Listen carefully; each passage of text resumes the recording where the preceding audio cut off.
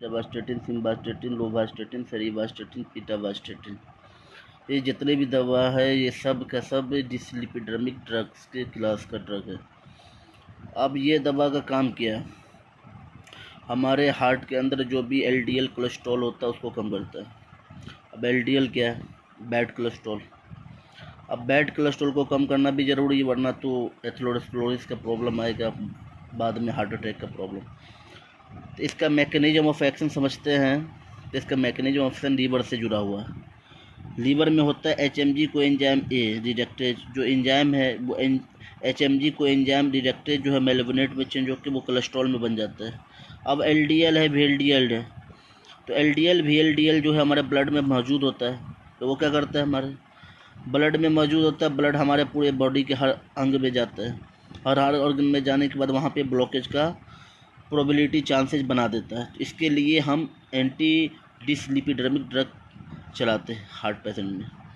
अब उसका क्या क्या कहानी है, तो सबसे ज़्यादा maximum LDL cholesterol lowering potential है। मतलब क्या हुआ, मतलब ये हुआ कि सबसे ज़्यादा एलडीएल को कम करने वाली दवा स्टैटिन ग्रुप है, जिसमें वीएलडीएल को भी कम करता है, ट्राइग्लिसराइड को भी कम करता है, एचडीएल को बढ़ाता है। अब एचडीएल क्यों बढ़ाएगा, तो एचडीएल बैड कोलेस्ट्रॉल नहीं है, गुड कोलेस्ट्रॉल है, इसीलिए एचडीएल को बढ़ाना है और वीएलडीएल एलडीएल टीजी को घटाना है, क्योंकि ये तीनों का तीनों बैड कोलेस्ट्रॉल है।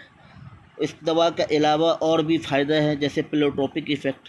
प्लेटोट्रोपिक इफ़ेक्ट का मतलब ये होता है कि उसके अलावा और भी फंक्शन, जैसे प्लेक स्टेबलाइजेशन है, एंडोथेलियल डिसफंक्शन है, इन्फ्लामेशन को कम करता है, ऑक्सीडेटिव स्ट्रेस को कम करता है, रिस्क ऑफ थ्रोम्बोसिस को भी कम करता है। तो ये और भी बेनिफिट है, तो इसलिए इसको चलाते हैं।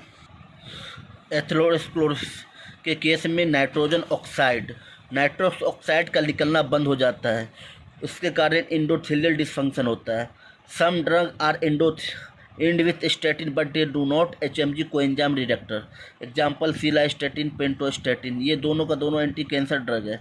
सोमेटोस्टैटिन ये हार्मोन है। रोजावास्टेटिन और एटरवास्टेटिन, रोजावास्टेटिन जो है वो सबसे ज़्यादा टी हाफ है। टी हाफ का मतलब ये होता है कि वो बॉडी में सबसे ज़्यादा समय तक घुलता रहेगा। तो रोजावास्टेटिन लॉन्गेस्ट है, उसके बाद है एटरवास्टेटिन। अब ये ज़्यादातर इवनिंग और नाइट में चलाते हैं ये दवा को, क्यों, इसलिए क्योंकि इसकी लॉन्गेस्ट टी हाफ होगी, तो इससे अपना पूरा बॉडी का फंक्शन मेंटेन होता रहेगा हार्ट का। साइड इफ़ेक्ट ऑफ स्टेटिन में मायोपैथी, मायोपैथी का मतलब ये है कि मसल्स पेन होगा।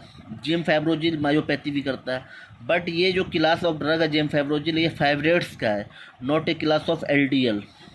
एंजाइम इनहिबिटर मतलब ये दवा को नहीं चलाना, जैसे क्लेथ्रोमाइसिन है, एट्राकोनाजोल है, ये दोनों के साथ एवॉइड करना है, साथ में नहीं देना। अगर साथ में देंगे तो मायोपैथी का चांस और बढ़ जाएगा, और क्या होगा, मसल्स ब्लॉकेज हो सकता है।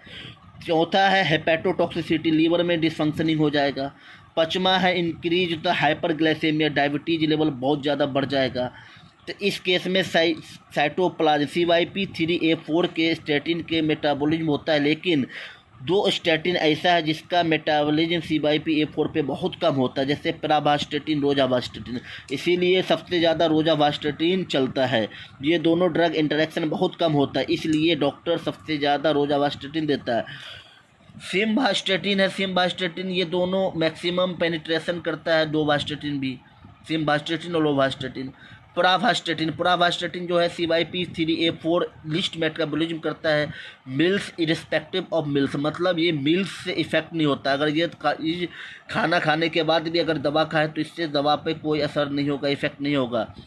मायोपैथी मिनिमम मतलब कि हर स्टैटिन ग्रुप का तो मायोपैथी साइड इफ़ेक्ट है, बट प्रावास्टेटिन में भी साइड इफ़ेक्ट है, लेकिन कम से कम है। उसके बाद एक दूसरा ग्रुप आता है एस्टीमैब क्या है, तो ये भी एक ब्लड का कोलेस्ट्रॉल लेवल को कम करने के लिए इसको चलाते हैं। एस्टीमैब ये प्रोटीन है जो अब्जॉर्प्शन करता है ब्लड कोलेस्ट्रॉल को, और जब कोलेस्ट्रॉल का एब्जॉर्प्शन प्रोटीन में रुक जाता है तो एस्टीमैब इंटेस्टाइनल कोलेस्ट्रॉल एब्जॉर्ब करता है। ये यहाँ पर दो जगह कोलेस्ट्रॉल आ रहा है, जहाँ लीवर से और इंटेस्टाइनल मीन्स GIT से, इसी तरह करके दवा नहीं चलाते। इस केस में अगर दोनों के साथ में ये दवा चला दें तो कंपनसेटरी मैकेनिज्म नहीं आएगा और काम बहुत अच्छे से करेगा, तो जो टॉलरेंस आ रही थी उसको अच्छे से काम करेगा।